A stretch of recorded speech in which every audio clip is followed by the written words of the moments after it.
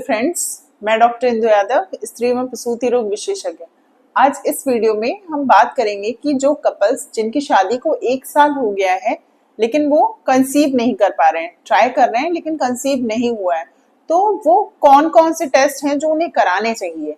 सबसे पहले तो देखिए, कपल का टेस्ट होना है, सिर्फ एक बंदे का टेस्ट नहीं होना है, यानी फीमेल का ही टेस्ट नहीं होना है। इसमें कपल टेस्ट, मेल और फीमेल दोनों के ही टेस्ट होने हैं।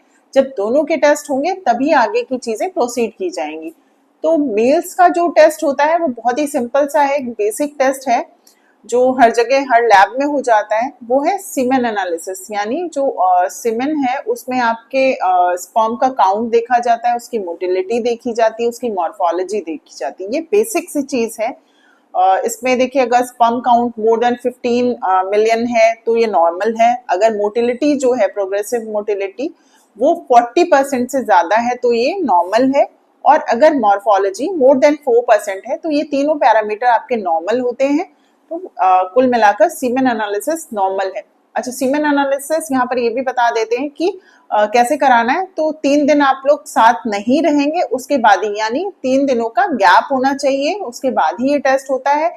ज्यादा दिन का गैप करने पर कभी कभी रिपोर्ट ठीक नहीं आती है, तो मोर देन 3 डेज नहीं होना चाहिए। इसमें 2 to 3 डेज का ही गैप रखा जाता है। जो बहुत एडवांस सेंटर है वहां पर एक स्पर्म की और एक जांच होती है जिसको डे 5 कहते हैं, जिसमें डीएनए फ्रेगमेंटेशन देखा जाता है स्पर्म का।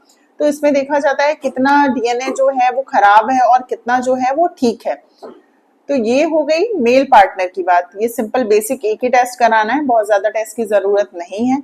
फीमेल्स में थोड़े ज्यादा टेस्ट होते हैं, तो उसे हम लोग समझ लेते हैं कि क्या क्या टेस्ट होते हैं और क्या क्यों जरूरी है। तो देखिए, सबसे पहले तो फीमेल्स में क्या क्या चीजें नॉर्मल होनी चाहिए तभी एक लेडी जो है वो कंसीव कर सकती है। तो उसमें है हमारा बेसिकली यूट्रस नॉर्मल होना चाहिए। जो ट्यूब्स होती हैं, जो यूट्रस से लगी हुई फैलोपियन ट्यूब्स हैं, वो खुली हुई होनी चाहिए। और जो ओवरी है वो नॉर्मल होनी चाहिए, उसमें कोई सिस्ट वगैरह नहीं होनी चाहिए, कोई एंडोमेट्रियोमा नहीं होना चाहिए, और भी बहुत सारी चीजें हैं जो ओवरी की डिजीजें हैं वो नहीं होनी चाहिए।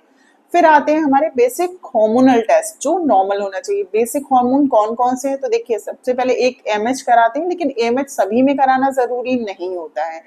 और एक टीएसएच का जो टेस्ट है वो कराना जरूरी है, और एक प्रोलैक्टिन हार्मोन जो होता है उसका टेस्ट कराना जरूरी होता है। बाकी जो हार्मोन्स हैं, अगर कुछ प्रॉब्लम आपके पीरियड्स में आ रही तो कराइए, अदरवाइज उतना जरूरी नहीं रहता है।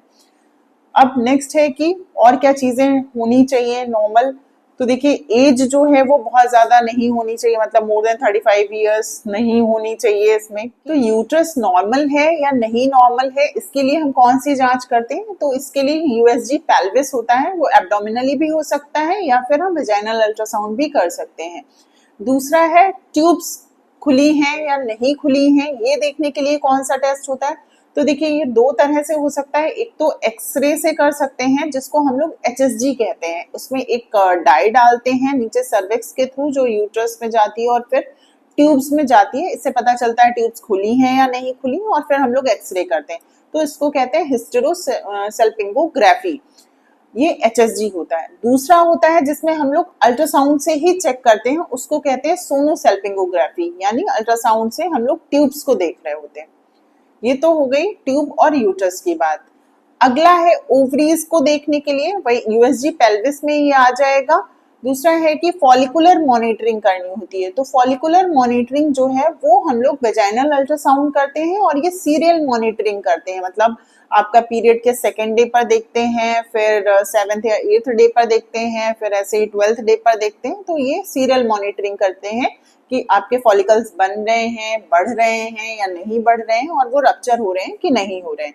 तो ये तो एकदम बेसिक सी जांच हो गई। ये आपको अगर साल भर के भीतर कंसीव नहीं हुआ है तो ये बेसिक जांचें आप लोगों को करा लेनी चाहिए। अगर कोई प्रॉब्लम आती है तो उसके अकॉर्डिंगली आपको ट्रीट कर दिया जाएगा, और मान लीजिए कोई प्रॉब्लम नहीं आती है और आप फर्दर ट्रीटमेंट चाहते हैं तो कुछ मेडिसिन वगैरह आपकी स्टार्ट हो सकती हैं। तो फ्रेंड्स, आई होप आपको ये बेसिक जानकारी समझ में आ गई होगी, कब हमें जांचें करानी है, कौन सी जांचें करानी है, कब डॉक्टर को दिखाना है। अगर आपको फिर भी कुछ क्वेश्चंस रहते हैं, आप कुछ पूछना चाहते हैं, तो हमें कमेंट सेक्शन में पूछ सकते हैं। आपके क्वेश्चन के आंसर दे दिए जाएंगे, या जो डिस्प्ले में नंबर आ रहा है आप उस पर कॉल कर सकते हैं, अपॉइंटमेंट ले सकते हैं और उससे पूछ सकते हैं, अपनी जानकारी ले सकते हैं। अगर आपको ये वीडियो पसंद आता है तो इसे लाइक करें, शेयर करें और चैनल को सब्सक्राइब करें। वीडियो देखने के लिए थैंक यू।